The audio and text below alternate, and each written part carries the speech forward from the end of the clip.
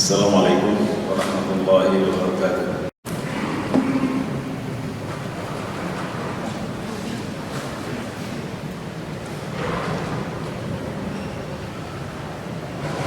Innal hamdalillah nahmaduhu wa nasta'inuhu wa nastaghfiruh wa na'udzu billahi min shururi anfusina wa min sayyiati a'malina may yahdihillahu fala mudilla lahu wa may yudlilhu fala hadiya lahu. Asyhadu an la ilaha illallah wahdahu la syarika lahu wa asyhadu anna Muhammadan abduhu wa rasuluh. Allahumma salli wa sallim alaihi wa ala alihi wa ashabihi ajma'in wa man tabi'ahum ila yaumil din. Amma ba'd. Fa ya ayyuhal hadirun usikum wa iyaya bittaqwallahi wa ta'atihi faqad faza al-muttaqun. Wa qala ta'ala fi kitabihi al-aziz a'udzu billahi minasy syaithanir rajim. زين للناس حب الشهوات من النساء والبنين والقناطير المقنطرة من الذهب والفضة والخيل المسومة والأنعام والحرث ذلك متاع الحياة الدنيا والله عنده حسن المآب. صدق الله العظيم. Al-Imran 14. Hadirin jamaah Jumat yang berbahagia, seringkali kita dengar aktivis pengusaha muslim Valentino sebagai aktivis perbankan syariah dan ekonomi syariah, Yusuf Hamka juga demikian. Selalu mereka mengatakan muslim itu wajib kaya, muslim itu wajib kaya. Yusuf Hamka mengilustrasikan, bayangkan untuk menyiapkan air orang untuk salat di masjid saja perlu menggali galian air, perlu membeli jet pump, perlu membeli saluran instalasi air dan sebagainya. Itu perlu uang. Kalau nggak ada orang kaya, maka itu tidak akan terjadi. Logikanya bisa kita pahami. Tapi apakah kata-kata wajib yang dia katakan itu berbobot fikih atau tidak? Kalau MUI yang mengatakan, majelis fatwa yang mengatakan wajib itu berbobot fikih. Fikih itu yang namanya wajib itu ma yuthabu ala fa'ilihi wa yu'aqabu ala tarikihi. Diberikan pahala bagi orang yang mengerjakannya, diberikan dosa bagi orang yang meninggalkannya. Dengan demikian, kalau wajib tadi kata Yusuf Hamka sama Valentino mengatakan bahwa wajib kaya itu menjadi buat fikih, maka orang miskin itu dosa setiap hari. Dan orang kaya itu dapat pahala tiap hari. Sepertinya kan tidak seperti itu bobot kata wajibnya itu. Kenapa? Karena MUI tidak setempat mengatakan itu, tidak pernah memfatwakan hal yang sama. Tapi minimal setidaknya adalah fardu kifayah. Harus ada orang yang memang kaya. Kalau tidak, kan banyak infrastruktur yang akan terbang. Universitas kita kalau ada orang kaya nggak akan ada universitas, karena harus beli tanah, membangun infrastruktur gedung. Siapa yang akan mewakafkan tanah itu, menghibahkan uangnya untuk buat gedung? Kan orang-orang kaya. Dan dengan orang-orang itu lalu kemudian ribuan orang bisa bekerja sebagai dosen, sebagai karyawan, masih banyak masalah. Dengan demikian maka kemudian harus ada orang yang kaya. Maka kemudian kaya itu menjadi kewajiban bersama, jadi menjadi sebuah keharusan bersama, dan itulah menjadi fardu kifayah. Sepertinya maksimalnya di situ. Jadi ketika ada yang lain tidak bisa kaya, ya berarti tidak ada salahnya secara syar'iyyah. Hadirin jemaah yang berbahagia, apakah Allah meresponi itu atau tidak? Nah, ini pertanyaan. Ini kan tadi Valentino itu, Yusuf Hamka itu basis bicaranya basis empirik. Bagaimana Tuhan berperspektif tentang itu? Kita kutip dari surah Al-Imran ayat 14. Zuyyina lin-nasi hubbus shahawat minan nisa' wal banin wal qanatiril muqantarati minadh dhahab wal fiddah wal khayl musawwamah wal an'am wal harth dzalika matal hayatid dunya. Jelas bahwa pada manusia itu ada naluri untuk mencintai al-qanatiril muqantarah. Tapi yang pertamanya mencintai lawan jenis. Laki-laki mencintai perempuan, perempuan mencintai laki-laki. Mencintai anak-anak itu lawannya. Yang ketiga Allah mengatakan wal qanatiril muqantarah, mencintai harta kaya. Waktu itu diterjemahkan dengan al-zahab wal fiddah, yaitu emas dan perak. Karena pada zaman itu, pada zaman Nabi ayat ini turun, alat tukar resminya itu masih dinar dan dirham, dan itu emas dan perak. Tidak ada uang kertas zaman itu.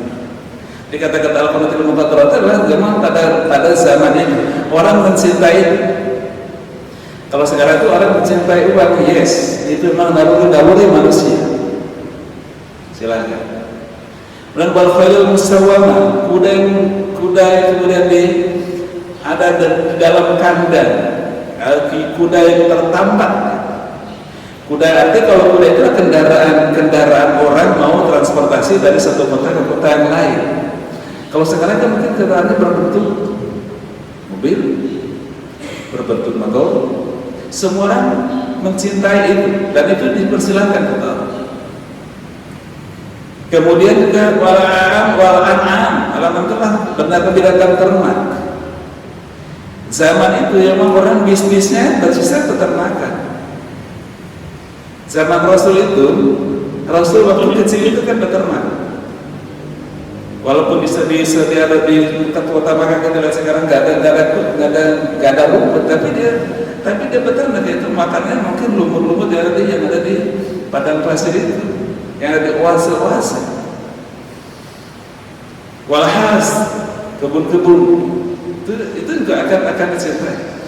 Tapi kemudian Allah mengatakan bahwa itu sebuah kesenangan orang di dunia, dan ingatlah kata Allah, wallahu innahu husnul ma'ab. Peringatan Allah ini kenapa demikian? Hadirin jemaah Jumat yang berbahagia, sedikit saya akan mengutip pernyataan penting dari Al-Hallaj. Al-Hallaj mengatakan manusia itu ada dua unsur, masuk dan lahu.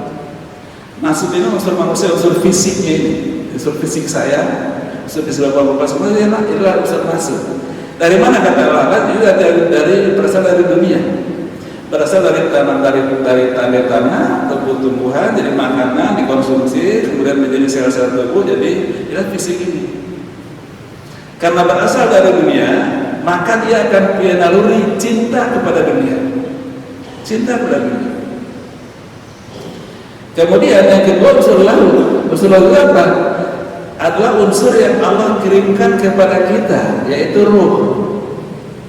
Ruh itu dari Allah. Tidak ada yang bisa menjelaskan. Allah hanya mengatakan wa yasalunaka 'anir ruh qul ruhun min amri rabbi wa ma utitu minal ilmi illa qalilan. Sedikit ilmu yang bisa menjelaskan tentang ruh itu. Tapi filosof Al-Kindi berusaha menjelaskan supaya masuk akal. Dia bilang gitu, berasal dari substansi Tuhan. Apa itu substansi Tuhan? Tidak usah kita bahas, karena itu akan sedikit menabrak urusan-urusan kita, urusan teologi. Yang jelas bahwa itu berasal dari Tuhan. Tapi kata Al-Kindi, ruh itu ketika fisik ini dia akan masuk ke fisik. Ketika fisik sudah sempurna, maka dia masuk dalam usia 120 hari kandungan. Dari 0 sampai 120 hari kan belum ada ruhnya, tapi ada hayanya. Tapi 120 hari itu ada masuk ruhnya di sini.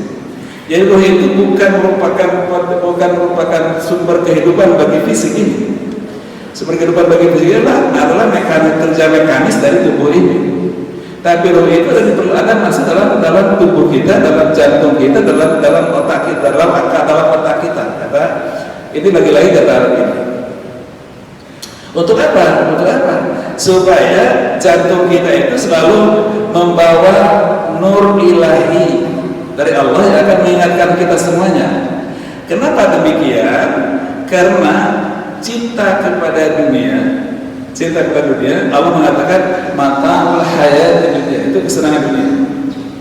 Cinta kepada dunia akan mengakibatkan kita kemudian sangat mencintainya.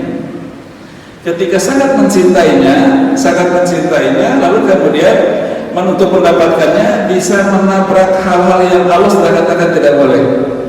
Allah yang Allah larangkan itu kemudian tertabrak. Kenapa? Karena kecintaannya. Karena sangat cintanya, maka bisnis haram pun dia kita jalani. Karena kecintaannya kepada harta, bisnis halal tapi menipu orang pun dijalani oleh orang. Karena kecintaannya kepada harta dunia, maka kemudian berbohong pun kita jalani. Apapun kita jalani untuk kecintaan kita kepada dunia. Maka kemudian kata orang ini, Allah mendatangkan ruh ke dalam diri kita untuk selalu mengingatkan kita. Nur ilahinya adalah dalam diri kita. Dan itu ada dalam mungkin di otak kita, mungkin di jantung kita. Tapi beberapa filsuf mengatakan adanya di jantung kita. Jantung kita lah yang selalu mengingatkan. Orang kita juga hati kita. Ingat, nurani hati kita mengatakan apa? Bolehkah ini, bolehkah ini, bolehkah ini, bolehkah ini. Pasti bapak-bapak pernah punya pengalaman hal yang unik seperti itu. Berdua, kita sebagai seorang penguasa atau taruhlah sebagai seorang birokrat ya, karena saya pernah jadi birokrasi. Datang pengusaha, Pak, tolong bantuin ini saya siapkan untuk Bapak. Hanya berdua. Apa kata hati kita? Tanyalah nurani kita. Ketika nurani kita mengatakan, no, Dede itu tidak boleh. Itu adalah Allah sedang mengingatkan kita. Nur ilahi yang Allah bawa dalam ruh itu sedang mengingatkan kita. Makanya kemudian Allah mengatakan ujung ayat ini tadi, wallahi innahu husnul ma'ab. Jadi kebiasaan Allah adalah sebaik-baik tempat kembali adalah Allah Subhanahu wa taala. Ingat, ikutilah apa yang kata nurani, nur ilahi yang ada di bawah leher dalam jantung kita ini. Sehingga kemudian kita tidak akan jadi hedonik. Kalau orang sudah kaya, apa yang terpikir? Makan enak, tidur enak, berkendara enak, semuanya enak. Tidak lagi berpikir tentang dosa. Itulah hedonisme. Sehingga kita lupa jalan pulang. Dalam bahasa para dai sedang mengatakan kita berasal dari surga, tapi ada yang tidak bisa pulang sampai ke surga. Ada yang kemudian jalannya tidak lurus ke surga, kepleset. Kenapa? Karena ke bawah hubus syahwat minal tanatil muqantar. Kecintaan kita kepada harta sehingga kita menjadi hedonis. Kemudian kita menjadi melanggar perbuatan yang dilarang oleh Allah Subhanahu wa taala. Apakah bisnis haram atau caranya haram atau kemudian menipu orang atau merugikan orang, membuat mafsadah bagi orang lain. Hadirin jemaah yang berbahagia. Kembali kepada bahwa Allah menjelaskan bahwa Allah itu menyatakan bahwa kita punya naluri cinta kepada muqaddar, cinta kepada al-qanatirul muqaddar, cinta kepada harta kekayaan. Maka bersama dengan itu Allah mengatakan wa qulil malu fasayarallahu amalakum wa rasuluh. Bekerjalah kalian dan Allah akan melihat hasil kerja kalian. Jelas bahwa itu diperintah oleh Allah. Kerja itu diperintah, kaya enggak diperintah. Kalau kerja diperintah, semua kita harus bekerja. Semua kita harus berkarya. Apapun kita harus berkarya dalam konteks apapun. Sekali lagi, apapun bisa kita kerjakan, yang penting halal kita kerjakan. Kenapa? Karena itu memang kewajiban. Supaya apa? Karena kalau kita tidak bekerja, ingat usia 15 sampai 65 tidak bekerja, itu akan menimbulkan banyak mafsadah. Pertama, mafsadah untuk dirinya, siapa yang akan membiayai dia? Mafsadah untuk keluarganya kalau dia berkeluarga, mafsadah bagi masyarakat. Karena harus berkarya, dan tidak semua orang bisa berkarya dengan inovasi dan kreativitas dan keadaan skillnya. Maka kemudian harus ada antara sebagian kita yang memang menyediakan mereka untuk berkarya, menyediakan lapangan pekerjaan. Maka entrepreneurial itu sangat betul-betul hari ini di semua perguruan tinggi Indonesia, khususnya di Jakarta, didorong benar. supaya anak-anak kita dilatih bagaimana menjadi seorang entrepreneurship, jadi seorang entrepreneurial, jadi seorang yang mulai melakukan inovasi bisnis apapun, start from small apapun. Hadirin yang berbahagia, sedikit saya singgung testimoni. Saya pernah ketika saya direktur Perguruan Tinggi Islam, saya mencoba melatih 200 anak mahasiswa saya. Dan saya kasih modal 5 juta dari APBN, dikasih izin oleh Menteri Keuangan, 5 juta. Dan 10% jadi. Ada yang dia punya konter bakso di 10 mall di Jakarta. Hanya tempo 2 tahun dia sudah punya omset ratusan juta dari uang modal 5 juta tadi. Artinya kalau kita mau mulai, walaupun dari kecil, pasti akan melahirkan, akan tumbuh orang-orang yang memang dia punya entrepreneurial skill, yang kemudian akan membangun bangsa ini. Nah, tapi kemudian Allah mengatakan, la yukallifullahu nafsan illa wus'aha. Allah tidak akan membebani orang di luar kemampuannya. Apa yang maksud? Di usia saya yang sudah banyak, di usia kita yang sudah usia 65, 67, 70, kan bukan waktunya lagi kita untuk bekerja seperti itu. Fisik kita sudah banyak yang tidak support untuk bekerja fisik. Oleh sebab itu maka kemudian Allah mengingatkan kepada kita, wal tanzur nafsum ma qaddamat lighad. Coba kalian pikirkan, coba perhatikan apa yang sedang kita lakukan untuk hari esok. Makanya ketika muda berkarya, dan ketika kita muda berhemat-hemat untuk menabung di hari itu Allah mengatakannya kepada kita. Sekali lagi, Allah sampai melibatkan dirinya untuk urusan hidup kita loh Pak. Sekali lagi, Allah sampai melibatkan diri untuk soal hidup kita. Kenapa? Allah sampai mengatakan, wal tanzur nafsum ma qaddamat lighad. Karena hari tua itu jatuh miskin, nggak kerja. Kalau nggak punya pensiun, how to earn our life? It's no problem. Di Amerika, negara-negara maju seperti Amerika itu menjadi urusan negara karena pajaknya juga kuat. Tapi di Islam itu diserahkan kepada negara. Maka orang tua itu bikin panti-panti warna. Kalau di kita kan enggak. Di kita dalam fikih itu ada nafaqatul furu', ada nafaqatul usul. Ada nafaqah kepada furu', pada anak. Anak itu nafkah kewajiban kita. Kenapa? Karena anak lahir bukan permintaan mereka, karena akibat perbuatan kita. Nah, kita harus bertanggung jawab. Tapi ada yang kedua, nafkah usul, yang melahirkan kita. Ternyata dia sudah membesarkan kita, sudah membuat kita itu bisa berkarya, sudah kita berbuat kesalahan baik. Dia sekarang miskin. Itu kewajiban kita. Itu konsep dalam fikih Islam. Jadi ada nafkah furu', ada nafkah usul. Maka kemudian Allah menyatakan dari awal, wal tanzur nafsum ma qaddamat lighad. Kita bisa to earn our life dengan biaya, dengan tabungan kita. Kalau nggak bisa, jatuh kepada anak kita. Kalau nggak bisa lagi, Allah punya solusi yang ketiga, yaitu kepada zawil qurba wal yatama wal masakin. Itu merupakan kewajiban. Maka ada kewajiban sedekah dan nafkah, sedekah dan infak. Sedekah dan infak itu untuk kepentingannya dari itu. Bagaimana kita membuat teman-teman kita, saudara-saudara kita yang satu jamaah dengan kita, jamaah kita itu bisa kemudian ada sedikit garansi hidupnya. Tidak kemudian jadi papa di hari tua. Kenapa? Karena dia sudah tidak bisa berkarya. Dan untuk itu maka bagusnya basisnya masjid. Saya setuju dengan Pak Gubernur. Mohon maaf, saya setuju dengan Pak Gubernur Anies Baswedan. Masjid itulah yang sangat potensial. Dan di masjid ini semua orang bisa berkumpul di saat yang sama, mohon maaf, yang miskin, yang kaya, yang profesor, yang doktor, tamat SD bisa masuk saf pertama. Asal dari luar masjid.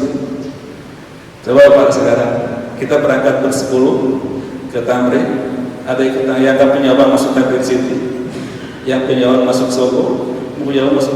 Beda-beda itu kan buat kelas sosial sangat nyata. Tapi kalau di masjid kan nggak ada kelas sosial lagi. Maka kemudian komunikasi ini sangat efektif bagaimana membangun kebersamaan itu tadi. Kalau kita sudah tidak bisa earn our life, anak kita juga tidak bisa membiayai, maka kewajiban komunitas bersama-sama, dan kalau masjid bisa melakukan itu akan jauh lebih bermanfaat bagi bangsa dan negara. Barakallahu fiikum wa nafa'ani wa iyyakum fi ayati wa dhikril wa taqabbal minkum tilawatahu innahu was-sami'ul 'alim. Allahumma shalli ala sayyidina Muhammad.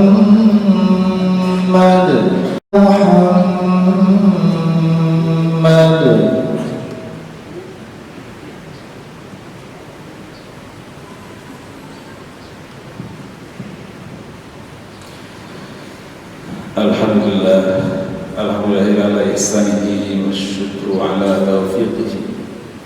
Asyhadu an la ilaha illallah wahdahu la syarika lah ta'ziman li sya'nihi wa asyhadu anna Muhammadan abduhu wa rasuluhu adda'i ila ridwanihi sallallahu alaihi wa ala alihi wa ashabihi wasallam tasliman katsiran. Amma ba'd, fa ya ibadallah ittaqullaha ta'ala wa la tamutunna illa wa antum muslimun. Wa'alamu anna Allah subhanahu wa ta'ala amarakum bi amrin bada'a fihi bi nafsihi wa qala ta'ala kama qala ta'ala inna Allaha wa malaikatahu yusholluna 'alan nabi ya ayyuhalladzina amanu shallu 'alaihi wa sallimu taslima. Allahumma shalli wa sallim 'ala 'abdika wa rasulika Muhammadin al-bashir an-nadhir wa sirajul munir wa radallahu 'ala arwahil khulafa'ir rasyidin wa ala baqiyati sahabati wa tabi'in wa 'alaihim ma'hum bi rahmatika ya arhamar rahimin. Allahumma ighfir lil mu'minina wal mu'minat wal muslimina wal muslimat al ahya'i minhum wal amwat. Allahumma a'idil islam wal muslimin wa adil syirk wal musyrikin wa damir a'da'ana 'a'da'in wa asri' ibadakal muwahhidin. Allahumma dfa' 'anna al-bala wal waba wal fahsya wal shadaa'id wal mihan ma dhahara minha wa batana innaka 'ala kulli shay'in qadir. Min hadha fa wasatna lil muslimin 'amma. Rabbana atina fid dunya hasanah wa fil akhirati hasanah wa